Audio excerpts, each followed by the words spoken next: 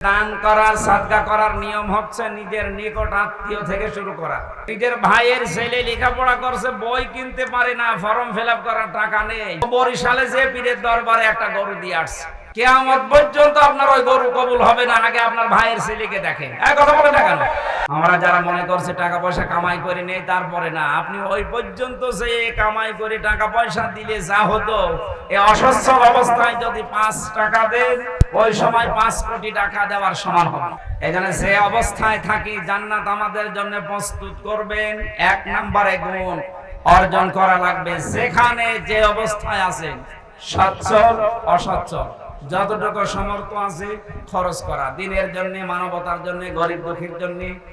এখানে একটা মাসলা বের হয়, যারা খরচ করেন টাকা পয়সা, অর্থ সম্পদ, এগুলো খরচ করার ক্ষেত্রে হিসাব করা লাগবে যে আমি এগুলো করছি কি এখান থেকে বরিশালে যে, কুমিল্লায় যে, চট্টগ্রাম যে, না আমার বাড়ির আশপাশ দিয়ে।